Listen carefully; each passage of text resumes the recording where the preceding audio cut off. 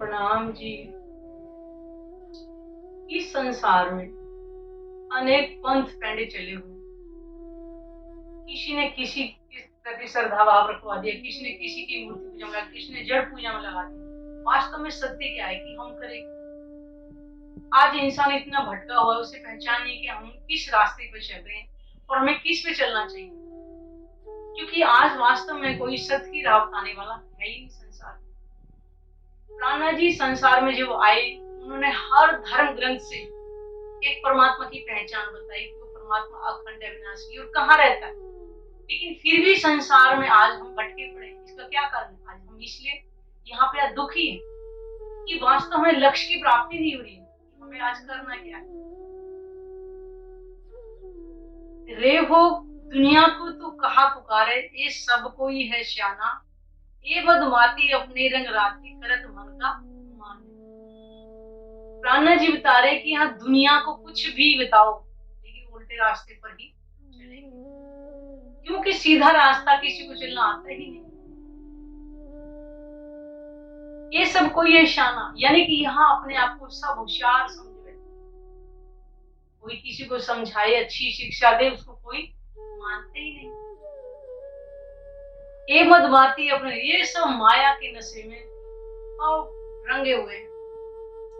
किसी को भी परमात्मा की पहचान ना, अपनी पहचान पहले तो कि मैं कौन हूँ, कहाँ से आई हूँ, तभी तो परमात्मा की पहचान हो। जब अपनी ही पहचान नहीं कि मैं कौन हूँ, कहाँ से, और ये शरीर और ये संसार छोड़ करके मुझे कहाँ जाना है। करत मन का मान है, यानी कि जिसके दिल में जो भी आ रहा है वो उसी रास्ते पे दौड़ रहा है। आज इसीलिए संसार भटक रहा है कि वास्तव में हमें करना क्या है। इस संसार में 14 लोक के अंदर कोई भी चीज बन के मिटने वाली, तो हम किसकी पूजा कर रहे हैं? कि जो बन के मिट जाए उसकी पूजा कर रहे हैं, या जो हमेशा अखंड रही उसकी पूजा कर रहे हैं? किसी बच्चे से पूछो कि परमात्मा कौन है, कितने हैं, तो कहेगा एक।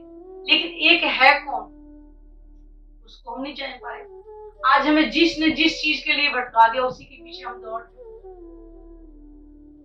आज इतना जड़ पूजा में हम लगे हुए हैं, वो परमात्मा कौन है उसकी तो हम पहचान कर रहे हैं और हर रोज बोल रहे हैं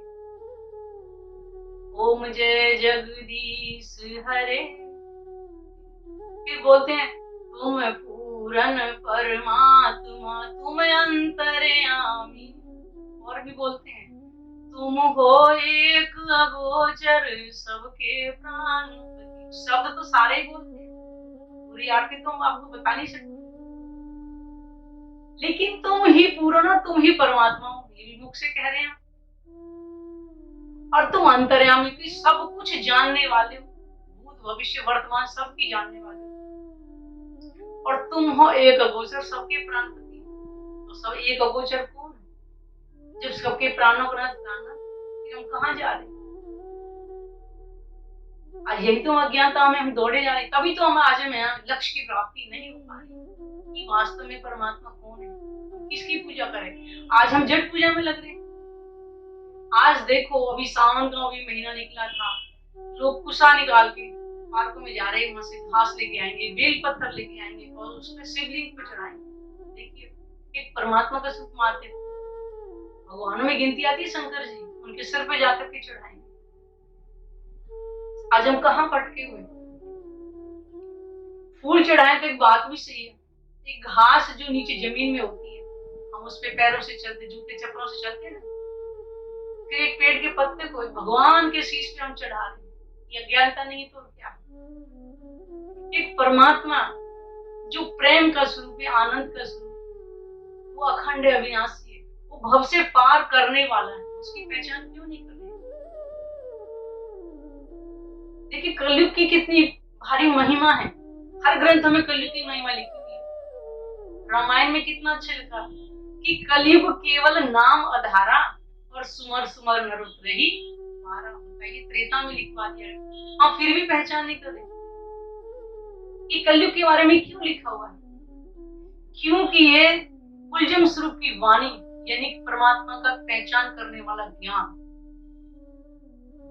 कुल यानी कुल का मतलब कुल सारों का, यानी ग्रंथों के सारों से हमें पहचान पता है कि परमात्मा कौन है। जबकि वेदों के अंदर का एक वो ब्रह्म द्वितीय नास्ति,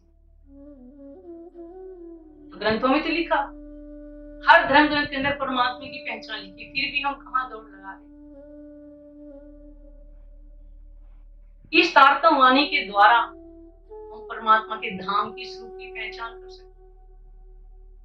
तो आज हम क्यों ना कहें, आज हमारे पर मनुष्य तन मिला हुआ है, 84 लाख योनियों के अंदर परमात्मा की पहचान नहीं कर सकते।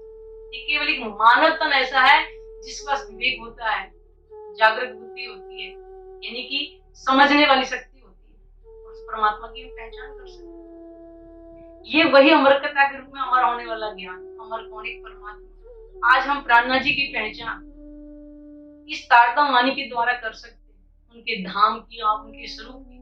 जब तक हम परमात्मा की पहचान अगर नहीं करेंगे तो हमें अखंड मोक्ष कैसे मिलेगा? जबकि कबीर जी ने भी कितना अच्छा कहा है, ब्रह्म ज्ञान जाके घट सोई और पार रूप को जाने सोई।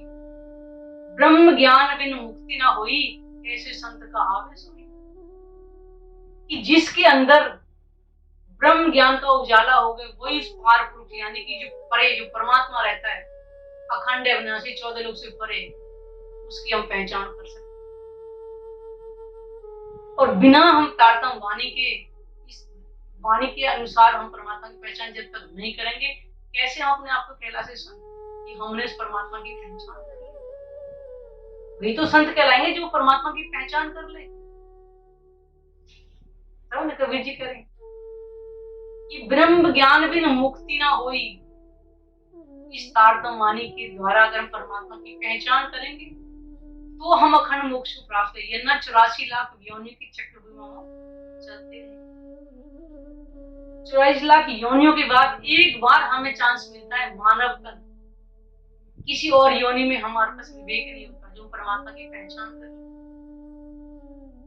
और जबकि रामचरितमानस में कहा है, बड़े भाग्य मनुष्य तन पावा, सुदुर्लभ सब ग्रंथन गावा। मनुष्य तन दुर्लभ है, इतनी आसानी से नहीं मिलता, जिसको हम खा पी के गंवा देते। कबीर जी ने भी इसके बारे में और भी कहा है कि रात गंवाई सोए के और दिवस गंवाया खाए, हीरा जन्म अमूल है कौड़ी बदले जाए। इतना आसानी मनुष्य तन मिला, आज मुझे वही मिला। तो क्यों ना आज हम परमात्मा के धाम की स्वरूप की घर के अंदर ही बैठ करके पहचान। उसके लिए ना हमको जप, ना कोई तप, ना व्रत, ना नियम, कुछ नहीं करना पड़ेगा। केवल उनके परमात्मा की स्वरूप पहचान करके हम घर के अंदर ही मनन करें, चिंतन करें, ध्यान करें, उसी से हम परमात्मा को पार के भव से पार हो सकते हैं। आज हम परमात्मा के धाम की स्वरूप की, उनकी पहचान करें और 84 लाख योनियों से मुक्ति पाए। प्रणाम जी।